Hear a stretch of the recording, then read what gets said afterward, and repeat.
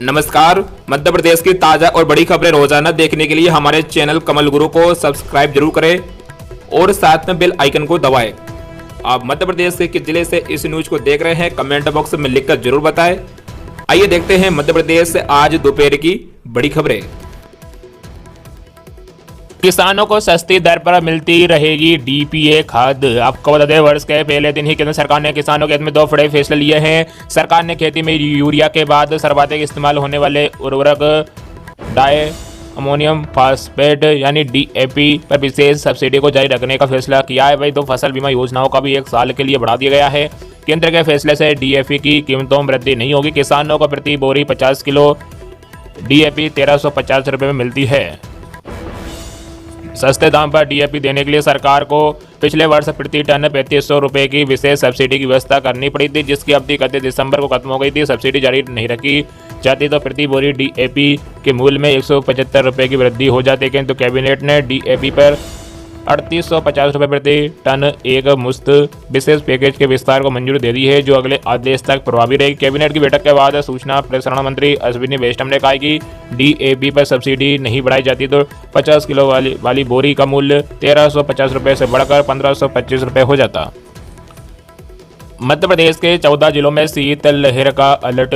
भोपाल, इंदौर, उज्जैन में कोहरा रहा। आपको बता दें, मध्य प्रदेश के आज 14 जिलों में आज शीतलहर का अलर्ट है। कई शहरों में रात का टेम्परेचर 60 डिग्री से नीचे पहुंच गया है। भोपाल, इंदौर, ग्वालियर, जबलपुर, उज्जैन समेत पूरे प्रदेश में कड़ाके की ठंड पड़ रही है। दिन में भी कपकपी छूट रही है। मौसम विभाग का कहना है कि अगले 3 दिन ऐसी ही ठंड पड़ेगी। जिन जिलों में शीतलहर का अलर्ट है उनमें भोपाल, ग्वालियर, जबलपुर के अलावा मुरैना, भिंड, दतिया, राजगढ़, सागर, निवाड़ी, टीकमगढ़, छतरपुर, दामोह, उमरिया और कटनी भी शामिल है। इससे पहले बुधवार को प्रदेश के 37 जिलों में सुबह मध्यम से घना कोहरा छाया रहा। भोपाल, उज्जैन और शाजापुर में इतना घना कोहरा था कि विजिबिलिटी 50 मीटर ही रह गई थी। दान पर बोनस की जगह दिया जाएगा इनपुट अनुदान। आपको बता दें, मध्य प्रदेश सरकार अब किसानों को दान पर बोनस राशि देने के बजाय अनुदान देने की तैयारी कर रही है। मुख्य सचिव अनुराग जैन ने कृषि विभाग को नोट शीट भेजकर कहा है कि दान के उपराजन बोनस राशि देने के स्थान पर इनपुट अनुदान के रूप में समस्त दान उत्पादकों को प्रति हेक्टेयर राशि प्रदान करने के लिए प्रस्ताव कैबिनेट के सक्षम प्रस्तुत किया जाए। इनपुट अनुदान किसानों को बीज, उर्वरक, कीटनाशक, जैव कीटनाशक खरीदने के लिए दिए जाने वाला अनुदान है। यह अनुदान प्रत्यक्ष लाभ हस्तांतरण के तहत दिया जाता है। अनुदान किसी तरह के बोझ को कम करने के लिए दिया जाता है। इसे अक्सर जनता के समग्र हित में माना जाता है। अनुदान प्रत्यक्ष या अप्रत्यक्ष हो सकता है। प्रत्यक्ष अनुदान में नगद भुगतान शामिल है, जबकि अप्रत्यक्ष अनुदान में कर छूट शामिल है। बता दें कि मध्य प्रदेश में साल दर साल दान का रकबा बढ़ता जा रहा है। मध्य प्रदेश में भी 40 लाख हेक्टेयर में दान की बोवनी हो रही है।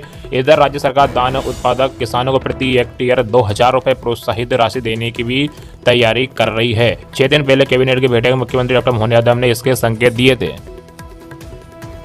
लाडली बहनों के लिए खुशखबरी, इस दिन मुख्यमंत्री जारी करेंगे 20वीं किस्त। आपको बता दें, लाडली बहना योजना मध्य प्रदेश सरकार की एक महत्वपूर्ण योजना है। इस योजना के अंतर्गत मध्य प्रदेश सरकार महिला को आर्थिक सहायता देने के लिए हर महीने 1250 रुपये देती है। राज्य सरकार के द्वारा महिला को हर तरह की सहायता राशि दी जा रही है, ताकि महिलाएं अपनी छोटी छोटी जरूरत के लिए किसी अन्य इंसान पर निर्भर।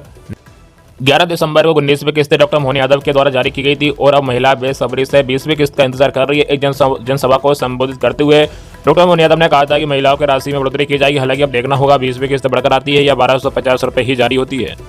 मुख्यमंत्री डॉक्टर मोहन यादव ने नवंबर में 19वीं किस्त जारी की थी। 20वीं किस्त 10 जनवरी से पहले जारी हो सकती है, लेकिन इसको लेकर अभी किसी तरह का सरकार के द्वारा ऑफिशियल बयान नहीं दिया गया है। 5 से 10 तारीख के बीच ये राशि जारी हो सकती है, लेकिन अगर कोई त्योहार होता है तो राशि पहले ही जारी कर दी जाती है।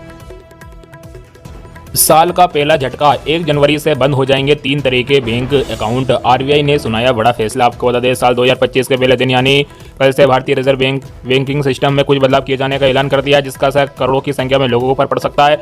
रिजर्व बैंक का ये नया नियम बैंक अकाउंट पर लागू होने जा रहा है। आरबीआई के निर्देशानुसार साल के पहले दिन से ही 3 तरह के अकाउंट बंद हो जाएंगे। ऐसे में आप भी फटाफट चेक कर ले कि कहीं आपका बैंक अकाउंट भी इसमें नहीं है शामिल।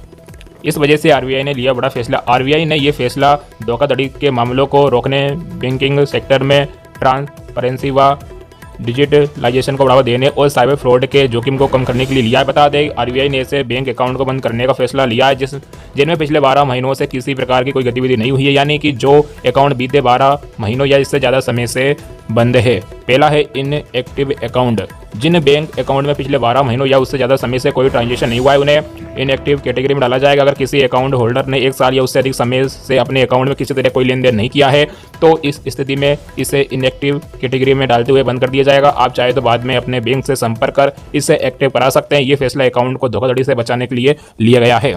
जीरो बैलेंस अकाउंट, ऐसे अकाउंट जिनमें लंबे समय से शून्य बैलेंस है उन्हें भी 1 जनवरी से बंद कर दिया जाएगा। ये कदम इसलिए उठाया जा रहा है ताकि इन्हें किसी दुरुपयोग से बचाया जा सके। इसके साथ ही इस कदम का मकसद ग्राहकों को अपने खातों का उपयोग बार बार करने के लिए प्रोत्साहित भी करना है। अगर आपके भी अकाउंट में लंबे समय से जीरो बैलेंस है तो तुरंत अपने बैंक की नज़दीकी शाखा में जाए और KYC कराएं।